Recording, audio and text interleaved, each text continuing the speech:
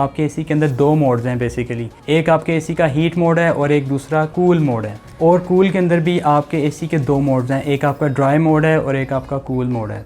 अब मैं आपको रिमोट कंट्रोलर के इस एक फ़ीचर का बता देता हूं जो मे बी अक्सर लोगों को ना पता हो। और अब हम बात कर लेते हैं कि एसी कितना खर्चा करता है बिजली का। बिस्मिल्लाहिर्रहमानिर्रहीम, अस्सलाम वालेकुम। आप एसएम के ग्राफिक्स यूट्यूब चैनल देख रहे हैं और मैं फैसल मसूद हूं। हमने अपने चैनल के ऊपर कुछ दिन पहले पैनासोनिक के डीसी इन्वर्टर एसी की अनबॉक्सिंग की थी और मैंने आपसे ये वादा किया था कि मैं बहुत जल्द इस एसी का रिव्यू आपके साथ शेयर करूंगा और इसके अंदर जितने भी फीचर्स हैं वो मैं थोड़े से डिटेल में आपको एक्सप्लेन करूँगा। तो जैसा कि आप मेरे पीछे ये देख रहे हैं कि एसी हमारा काम कर रहा है और मैं आपको इस एसी के बारे में मज़ीद डिटेल्स बताऊँगा। तो वीडियो को पूरा देखिएगा ताकि आपको इस एसी के बारे में मुकम्मल इन्फॉर्मेशन मिल सके। अब ये चूंकि पैनासोनिक का डीसी इन्वर्टर एसी है और इसके अंदर हीट और कूल दोनों मोड मौजूद हैं, तो इन दोनों मोड्स के अंदर आपने एसी को कैसे स्विच करना है और कैसे आपने इस एसी की सेटिंग करनी है, ये हम आज की वीडियो में सीखेंगे। तो इस एसी के अंदर कौन कौन से फीचर्स मौजूद हैं, तो चलिए जल्दी से वीडियो को स्टार्ट करते हैं और चल के देखते हैं।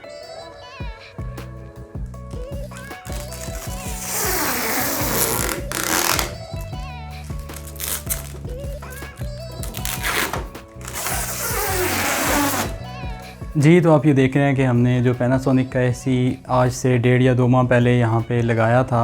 इस एसी की हमने अनबॉक्सिंग वीडियो की थी और इस एसी के बारे में मैंने आपसे प्रॉमिस किया था कि मैं आपको इसका डिटेल रिव्यू दूंगा बहुत जल्द। तो इस वीडियो में हम बात करेंगे इसके डिटेल रिव्यू के बारे में। तो सबसे पहले हम देख लेते हैं कि ये हमारे पास इसका जो रिमोट कंट्रोलर है। इस रिमोट कंट्रोलर के अंदर हमने यहाँ पर जो बैटरीज़ थी वो ऐड कर दी हैं, बैटरीज़ इंसर्ट कर दी हैं। ठीक है, जैसा कि आप ये देख रहे हैं हमने बैटरीज इसके अंदर इंसर्ट कर दी हैं और वहाँ से हमने स्विच को ऑन कर लिया है। और अब यहाँ पे आप देख रहे हैं कि रिमोट के ऊपर आपको कुछ बटन्स नज़र आ रहे हैं। ठीक है, सबसे ऊपर आपको ये स्क्रीन नज़र आ रही है, यहाँ पे इसका पावर ऑन ऑफ बटन है और ये वाला जो बटन है, ये वाले जो 2 बटन्स हैं, इससे आप टेम्परेचर को कम ज़्यादा करते हैं। ठीक है, उसके बाद यहाँ पर मोड का बटन है। एसी के अंदर डिफरेंट किस्म के मोड्स होते हैं जिसके बारे में हम अभी बात करते हैं। वो मोड्स को आप यहाँ से चेंज करेंगे। ये आपका इको वाला बटन है, यानी कि इकोनॉमी वाला बटन है, यानी कि जब आपको एसी को एनर्जी सेविंग मोड के ऊपर चलाना है तो आप इसको यहाँ से ऑन कर लेंगे तो आपकी एनर्जी या बिजली सेव करेगा आपका एसी। इसके बाद यहाँ पे टाइमर है। टाइमर से मुराद ये है कि आप एसी को एक सर्टेन टाइम के बाद, कुछ घंटों के बाद, कुछ मिनट्स के बाद ऑटोमेटिकली ऑफ़ करना चाहते हैं तो अब यहाँ से उसका टाइमर सेट कर सकते हैं। यहाँ से इसके फ़ैन की स्पीड को कम ज़्यादा करेंगे। यहाँ से आपका एसी जो है वो स्लीप में चला जाएगा। ठीक है, स्लीप मोड यहाँ से ऑन करेंगे। ये डिस्प्ले को ऑन ऑफ़ करेगा। आपके एसी के ऊपर जो डिस्प्ले आता है, यहाँ जो डिस्प्ले आता है आपके एसी पे, उसको ये ऑन ऑफ़ करेगा। इस बटन से आपके एसी का जो एयर फ्लो है वो स्विंग करने के काम आएगा। ये आपका वर्टिकल स्विंग करने के काम आएगा और ये हॉरिजेंटल स्विंग करने के काम आता है ये वाला बटन। उसके बाद यहाँ पे ये टर्बो बटन है। जब टर्बो को ऑन कर लेते हैं तो आपका एसी बहुत जल्द अपने उस रूम के टेम्परेचर को उस टेम्परेचर पे ले आता है जो आपने सेट किया होगा, यानी कि ये एक्स्ट्रा फास्ट काम करेगा जब टर्बो को ऑन करेंगे। इसके बाद हेल्थ है। ये आपका आयोनाइज़र यहाँ से ऑन हो जाता है जब आप हेल्थ को ऑन करते हैं। तो हम सबसे पहले क्या करते हैं, हम इस पावर वाले बटन को प्रेस करके एसी को ऑन कर लेते हैं। आप देखते हैं कि जब आप इस पावर वाले बटन को या किसी भी बटन को प्रेस करते हैं तो आपके एसी में से बीप की आवाज़ आती है। बीप की आवाज़ का मतलब ये होता है कि आपके एसी ने वो सिग्नल रिसीव कर ली हैं जो आपने यहाँ से बटन प्रेस किया है। एक और चीज़ मैं आपको बता देता हूँ कि आप इस रिमोट कंट्रोलर को 8 मीटर के फासले तक कंट्रोल कर सकते हैं। अच्छा, अब यहाँ पे देख रहे हैं कि ये एक मोड के ऊपर है। हम इसको कूलिंग वाले मोड पे ले आते हैं और इसका जो एयर फ्लो है उसको सेट कर लेते हैं। मैं आपको इसके तमाम फीचर्स 1 बाय 1 डिटेल से डिस्क्राइब करूँगा, तो आप वीडियो को एंड तक देखते रहिए। अब मैं आपको इस एसी के मोड्स के बारे में बता देता हूँ। आपको ये सबसे पहले जो सबसे इम्पॉर्टेंट चीज़ जो है वो ये समझनी है कि आपके एसी के अंदर 2 मोड्स हैं बेसिकली। एक आपके एसी का हीट मोड है और एक दूसरा कूल मोड है। और कूल के अंदर भी आपके एसी के 2 मोड्स हैं, एक आपका ड्राई मोड है और एक आपका कूल मोड है।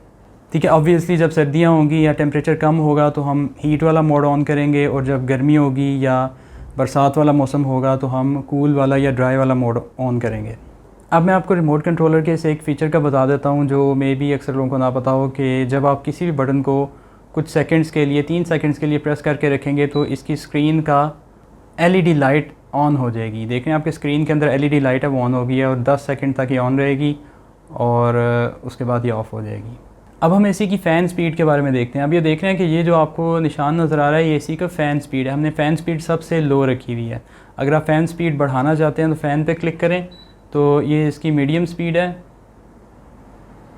ठीक है। जैसे कि आप सुन रहे हैं आपको हवा की आवाज़ आ रही होगी कि AC में से अब हवा थोड़ी सी तेज़ आ रही है, ठीक है। इसको मज़ीद हम तेज़ कर सकते हैं एक दो, फिर इसको प्रेस करेंगे तो ये AC की फ़ैन स्पीड जो है फुल हो जाएगी, ठीक है। और इसका एयर थ्रो माशाल्लाह बहुत अच्छा है और काफ़ी दूर तक ये थ्रो कर सकता है। उसके बाद अगर आप इसके डिफ्लेक्टर को अप डाउन करना चाहते हैं या इसके फ़्लो को ऊपर नीचे स्विंग कराना चाहते हैं तो आप यहाँ से वर्टिकल स्विंग वाले बटन को क्लिक करेंगे। एक दफ़ा क्लिक करेंगे तो देखें वो डिफ्लेक्टर मूव करना शुरू कर देगा, ठीक है। ऊपर से नीचे, नीचे से ऊपर वो स्विंग मोड में आ जाएगा। और जहाँ पे भी आप उसको रोकना चाहते हैं आप उस पोजीशन में आने के बाद दोबारा इसी बटन को प्रेस करेंगे तो वो उस जगह पे स्टॉप हो जाएगा। बिल्कुल इसी तरह हम इसको हॉरिजेंटली अगर मूव करना चाहते हैं एयर थ्रो को तो ये हॉरिजेंटल जो डिफ्लेक्टर का स्विंग वाला बटन है इसको प्रेस करेंगे तो अब आप यहाँ पे देख रहे हैं कि ये हॉरिजेंटल स्विंग करने का निशान आ रहा है और हॉरिजेंटल जो डिफ्लेक्टर्स हैं उन्होंने मूव करना शुरू कर दिया है। जब वो डिफ्लेक्टर्स अपनी दोबारा उसी पोजीशन पे आ जाएंगे तो हम इसको दोबारा प्रेस करेंगे तो वो वहीं पे स्टॉप हो जाएंगे। हम इसके फ़ैन की स्पीड को नॉर्मल कर देते हैं, यानी कि सबसे लो पे ये बहुत अच्छा परफेक्ट काम करता है। एक और बात मैं ये बताना चाहता हूँ कि ये जो हॉरिजेंटल डिफ्लेक्टर्स हैं इनको हाथ की मदद से भी एडजस्ट किया जा सकता है। आप अगर ये देखते हैं कि आपको किसी एक साइड पे हवा को ज़्यादा डिफ्लेक्ट करवाना है तो आप इसको हाथ से पकड़ के एडजस्ट कर सकते हैं AC के अंदर।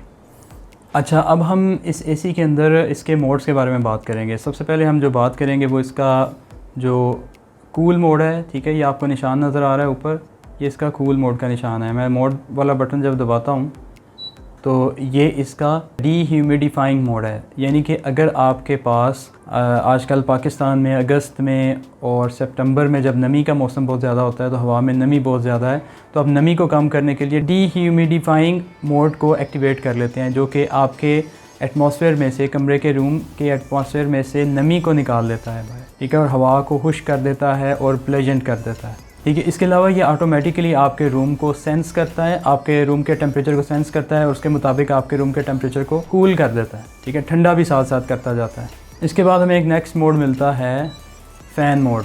जब फ़ैन मोड पे आते हैं सिर्फ पंखा चलता है, AC बंद हो जाता है और फ़ैन को आप एडजस्ट कर सकते हैं ऊपर नीचे लेफ़्ट राइट जहाँ पे भी आप एडजस्ट करना चाहते हैं इन एडजस्टमेंट्स की मदद से। नेक्स्ट मोड पे आते हैं। अब जब मैंने दबाया तो हीट मोड ऑन हो गया, तो हीट को हमने ऑन नहीं करना तो उसको हम चेंज कर लेते हैं। ये अब यहाँ पे देखें ये फ़ील मोड है। फ़ील मोड से क्या मुराद है, ये ऑटोमेटिक मोड है, यानी कि अगर आपके रूम का टेम्परेचर 20 डिग्री से कम है तो हीट को ऑन कर देगा और टेम्परेचर को 23 डिग्री सेंटीग्रेड पे सेट कर देगा। अगर आपके रूम का टेम्परेचर 20 से लेके 26 तक है तो ये ड्राई मोड को ऑन कर देगा और आपके रूम के टेम्परेचर को 18 डिग्री पे सेट कर देगा। और अगर आपके रूम का टेम्परेचर 26 डिग्री सेंटीग्रेड से ज़्यादा है तो ये कूल मोड को ऑन करेगा, जैसे कि इसने अब किया है, और आपके रूम के टेम्परेचर को 23 डिग्री सेंटीग्रेड पे सेट कर देगा। अगर आप बेहतर परफॉर्मेंस लेना चाहते हैं तो ये जो टेम्परेचर सेट किया गया है इसको आप 2 डिग्री बढ़ा सकते हैं या 2 डिग्री कम भी कर सकते हैं अपनी ज़रूरत के मुताबिक। और इसके अलावा आप अपने फ़ैन की स्पीड को भी एडजस्ट कर सकते हैं इसके साथ, इस मोड के अंदर। अब हम इसके नेक्स्ट मोड पे चलते हैं। एक दफ़ा फिर मैं प्रेस करता हूँ तो ये हमारा दोबारा कूल मोड पे आ गया है। तो कूल मोड पे हमने इसका जो टेम्परेचर था वो 28 डिग्री सेंटीग्रेड सेट किया हुआ था और इसका जो डिफ्लेक्टर है उसकी डायरेक्शन हम चेंज कर लेते हैं। एक बात का आपने ख्याल रखना है कि जब आपने कूल मोड पे चलाना है तो ठंडी हवा होती है वज़नी, भारी होती है ठंडी हवा, तो वो नीचे जाती है रूम में। और अगर आप इसे गर्मी में यूज़ करते हैं कूल मोड के ऊपर तो आप इसके डिफ्लेक्टर का मुंह ऊपर भी सेट कर सकते हैं, नीचे भी सेट कर सकते हैं, कहीं पे भी सेट कर सकते हैं, लेकिन सर्दियों में आपने इसको लाजमी नीचे ही सेट रखना है ताकि आपके पूरे रूम के अंदर गर्म हवा सर्कुलेट कर सके। एक चीज़ आपने याद रखनी है कि ये जो इंस्ट्रक्शंस मैं बता रहा हूँ आपके AC के मॉडल के हिसाब से ये डिफरेंट हो सकती हैं, तो आप उस AC के मॉडल के हिसाब से उसकी इंस्ट्रक्शंस को यूज़ करते हुए अपने AC को ऑपरेट करें। इसके अलावा जो एक लास्ट चीज़ मैं आपको बताना चाहता हूँ वो ये है कि इस एसी के अंदर जब इसके कवर को आप खोलेंगे तो इसके अंदर आपको ऑटो ऑन ऑफ बटन मिलता है। यानी कि इन केस अगर आपके एसी का रिमोट गुम हो चुका है और आप इस एसी को सोच रहे हैं कि कैसे ऑपरेट करेंगे, तो आप इसके आगे वाले कवर को खोलेंगे और वहाँ पे आपको बटन मिलेगा। उस बटन को प्रेस करके आप इस एसी को ऑपरेट कर सकते हैं। ठीक है, इसको हीटिंग और कूलिंग मोड के ऊपर स्विच कर सकते हैं उस बटन की मदद से और इसको ऑन ऑफ़ कर सकते हैं। जी, तो आपने आज की वीडियो में ये सीखा कि कैसे आपने पैनासोनिक के डीसी इन्वर्टर एसी को ऑपरेट करना है और किस तरह से आपने इस एसी के अंदर हीट और कूल मोड को एक्टिवेट करना है। आपको तमाम फीचर्स और तमाम डिटेल्स मैंने इस रिमोट के साथ एक्सप्लेन कर दी हैं। और अब हम बात कर लेते हैं कि एसी कितना खर्चा करता है बिजली का। ठीक है, हमने ये ऑलरेडी बात कर ली है कि ये हमारा जो एसी है ये फुल डीसी इन्वर्टर एसी है और ये अप टू 75% आपकी बिजली सेव करता है। हमारे इस घर में इस मीटर के साथ 2 और एसी अटैच्ड हैं और दोनों काम करते हैं, तो मैं आपको बिल के अंदर इसको दिखा नहीं सकता कि कितने यूनिट्स ये यूज़ करता है एग्जैक्टली, लेकिन मैं आपको इतना ज़रूर बता सकता हूँ कि हमारे बिल के अंदर बहुत मामूली सा फ़र्क आया है। और मैं इसको बहुत ज़्यादा यूज़ नहीं करता, लेकिन जब मैं अपनी वीडियो शूट करता हूँ या जब मैं इस रूम में काम कर रहा होता हूँ तो तब मैं इस एसी को ऑन कर लेता हूँ। लेकिन एक बात का आपने ख्याल रखना है कि आपका जो डीसी इन्वर्टर एसी है उसकी जो बिजली बचाने का जो फ़ीचर है ये हमने खुद सेट करना होता है। हमने एसी को खुद इस कंडीशन में लेके आना है, खुद इस तरह से चलाना है कि हमारा वो बिजली को कम खर्च करे और हमारी ज़रूरत भी पूरी होती रहे। ठीक है, तो मैंने आपको जैसे आज की वीडियो में एक्सप्लेन किया है कि आपने अपनी ज़रूरत के मुताबिक अपने मोड को सेट करना है, ये बहुत ज़रूरी है, वरना आप अपनी बिजली को सेव नहीं कर सकेंगे। तो आप अपने एसी के बारे में मुकम्मल मालूमात हासिल करिए, उसको सीखें, उसका जो यूज़र बुकलेट है उसको ज़रूर पढ़िए और अपने एसी को बेस्ट सेटिंग के ऊपर चलाइए, तो आपको बेहतर रिज़ल्ट मिलेगा और बिजली भी सेव होगी। तो मैं उम्मीद करता हूं कि आपको आज की वीडियो भी अच्छी लगी होगी। अगर अच्छी लगी है तो इसे लाइक कर दीजिए, चैनल को सब्सक्राइब कर लीजिए। मैं मज़ीद ऐसी बहुत सी वीडियोस लाने वाला हूं आपके लिए। अपना बहुत सा ख्याल रखिए। वीडियो देखने का बहुत शुक्रिया। अल्लाह हाफ़िज़।